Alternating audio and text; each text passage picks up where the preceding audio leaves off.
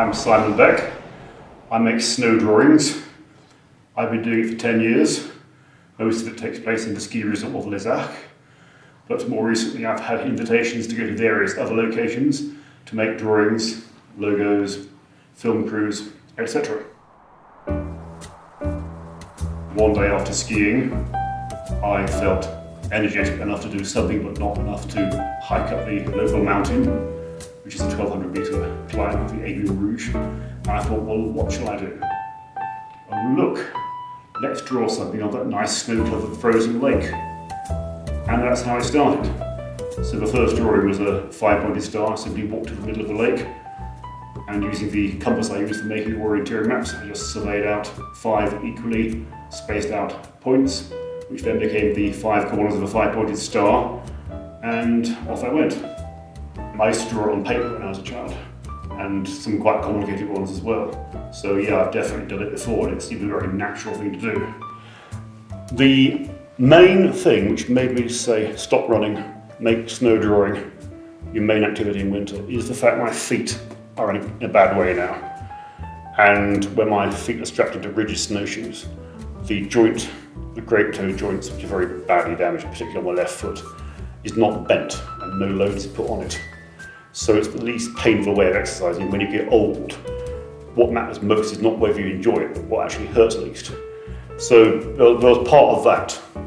And when I started putting things on the internet and getting such a positive reaction to it, I thought, well, let's work at this and try and make a book.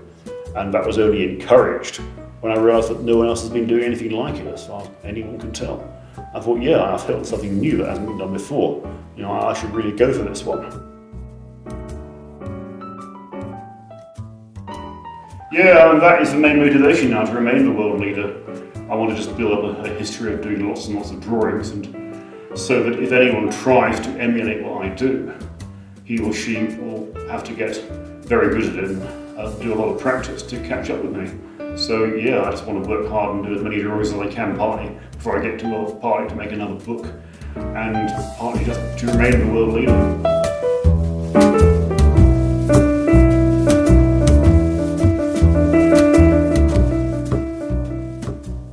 Perfect weather. Yeah, the perfect weather. If you could control the weather, you'd have 3 fine days and then a really heavy fall of snow, and then 3 more fine days. If you could do that, you could make a really good drawing twice a week.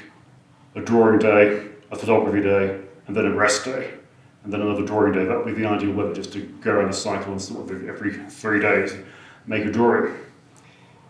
Any really bad weather will destroy a drawing, so there is no temptation to push your luck in terms of being out in bad weather.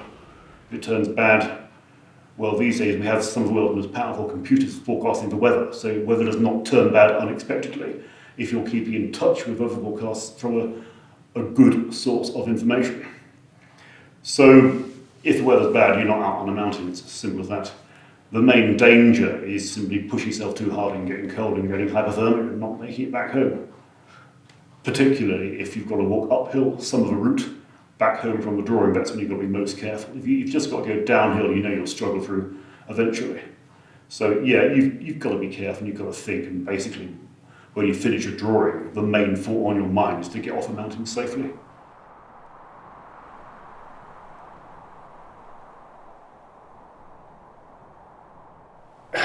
Snow.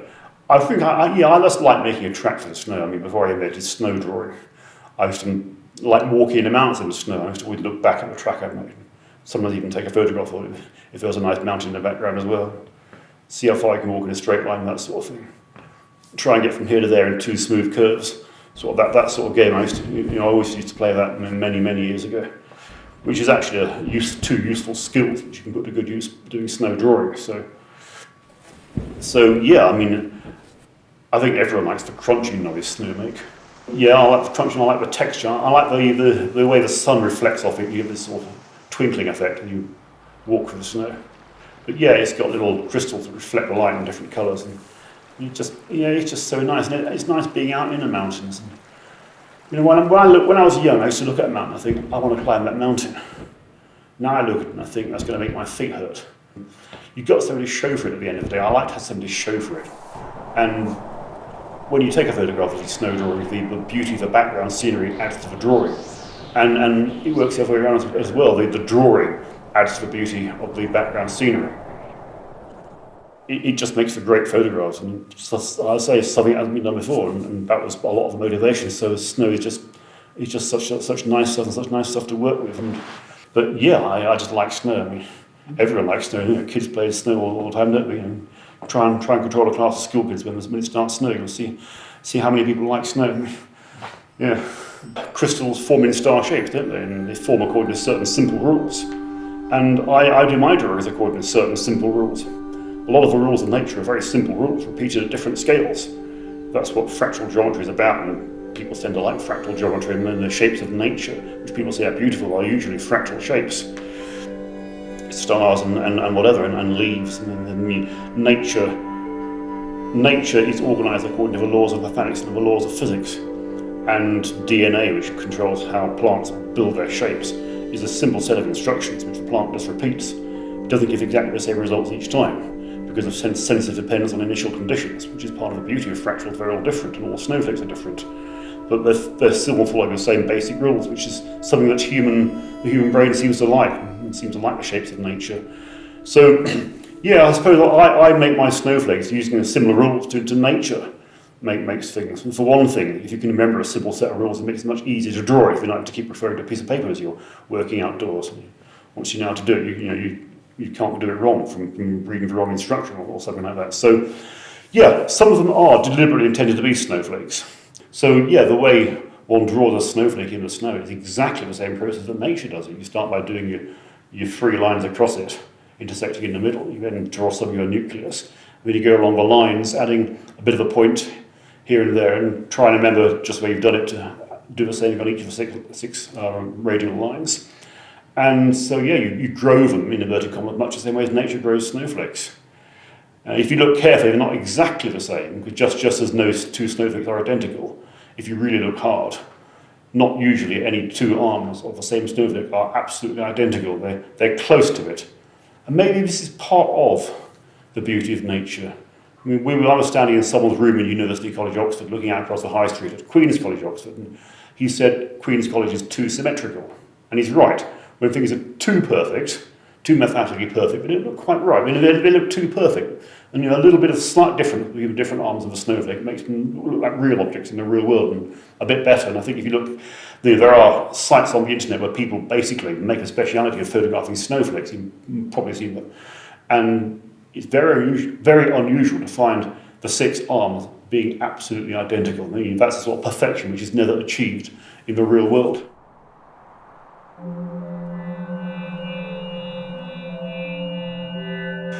Yeah, I have done a design which the person who suggested it described me as a flower of life, and it had a Metatron cube in the middle of it. And it was either exactly 1 year ago, it was done on the 21st of December 2012, that's right, just about 2 years ago, because the Mayan calendar apparently predicted that the world would end unless enough people somewhere in the world drew Metatron cubes in the middle of a flower of life. And so he said, yeah, we're doing it on the beach. And I said, okay, I'll do it in the snow then. So it made a very nice design on the little lake outside the building where I live. And anyway, we're still here, so obviously it worked. So, yeah. Yes, that is exactly what I understood to be a flower of life. So yeah, at least something agrees there. But one of my drawings was quite different to this being called a flower of life. But this is a very natural and very easy design, which anyone wouldn't think of. You get a circle, you pick any point on the outside of your circle and make that the centre of another circle the same size. Okay, you'll then get 2 intersecting circles. You then draw another circle with the centre on the points where the lines of the edge of the circles intersect. And you just keep drawing circles the same size with the centre on the intersections of the other circles. So provided you do it accurately, this is what you'll end up with. So it's a natural thing that anyone is going to come up with, any group of intelligent people will come up with sooner or later.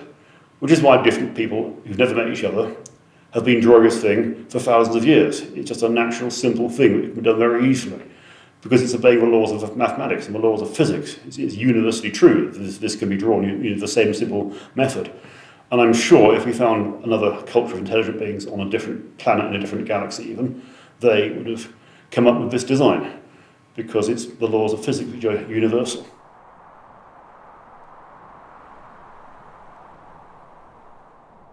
Well, some people believe anything, won't they? To my mind, it's about as likely as Father Christmas coming down the chimney. But if that's what you believe, I mean, fair enough. Believe it's done by little green men from outer space. No, they're done by human beings who like having a bit of a joke with the public and making designs. One of the people who I suspect was one of the ringleaders, in fact, is someone I've met making sand drawings on the same beach that I use in Somerset. I think now he's stopped doing corn circles. There aren't so many around being made in Britain at the moment. So, in my opinion, it's definitely made by human beings having a joke, so that's the short answer.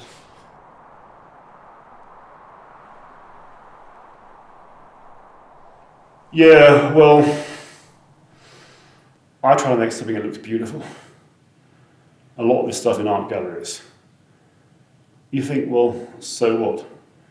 Why has someone managed to persuade the people who control the purse strings to make space in an art gallery available to put that in his gallery and expect people to look at it and say that's good? I mean, I get a bit annoyed.